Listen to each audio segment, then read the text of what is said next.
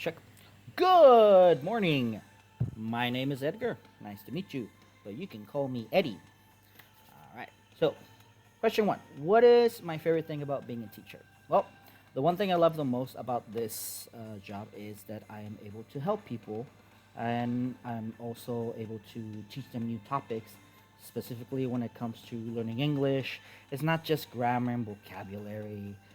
Sometimes you can also get into in-depth situations such as learning about business, learning about economics, learning about history, philosophy, religion. Also, it helps you expand your knowledge about travel and my favorite part, food in other countries. Something that's challenging about being a teacher is adapting teaching styles because not every student is the same. For some, learning a subject will be easy peasy, right? Piece of cake for them. But for others, they are going to struggle. For example, recently I had a lesson where two students were struggling with saying anxiety and anxious.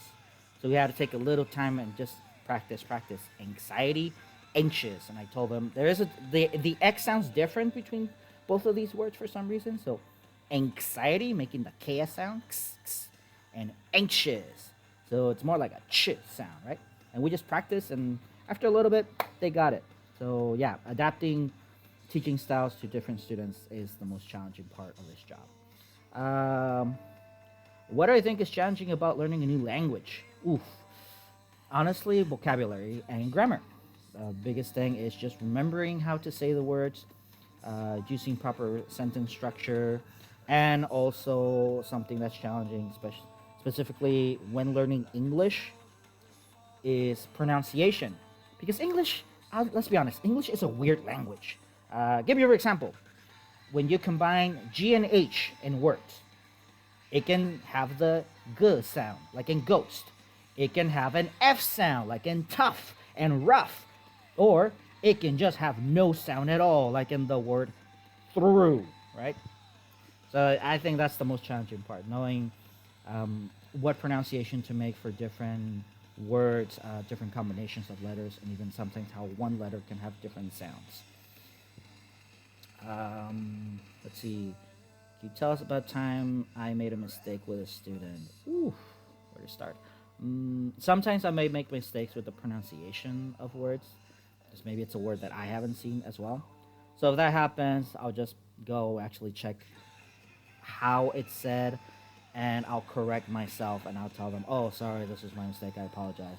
I haven't used this word in a long time, or oh, this is a new word for me as well.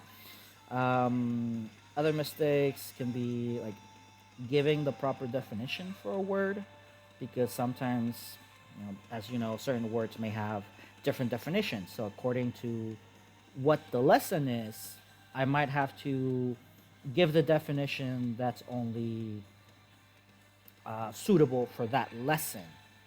But just in case, I give them two or three definitions of the word just so they know. Oh, this word also means this and this. Take, for example, the word grease. I tell them grease in the cooking class. Grease is when you cover something with oil or butter or margarine, right? But grease can also be a noun, like my face right now. It's greasy, right? Or when you visit a mechanic and they have this dark stuff in their hands, that's car grease, right? So we also say you grease your hair. So I tell them this can be used as a verb or a noun. So depending on the word, yeah, those are sometimes mistakes I make. Trying to give the proper definition to a word based on the lesson. Next, what is my perspective on error correction in classrooms? Okay, so for that,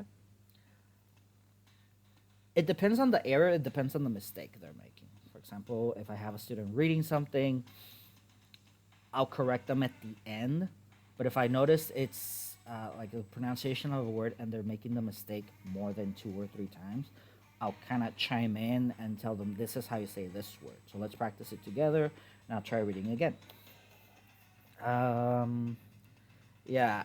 Also, when it comes to mistakes, I'm not gonna point out, oh, you're wrong. It's actually this, because I don't want to hurt someone's feelings. I don't want to make them hate English class. I want them to learn. So instead, I'll say, all right, good job. Now, this sentence, instead of this, you can try saying it this other way. And it'll sound cooler, right? Or it's saying it this way. Well, you will practice using better sentence structure and better grammar. So that's my approach on correcting mistakes. First, I'll let them make it, and I tell them as well, it's okay to make mistakes because we learn more from our mistakes. Okay?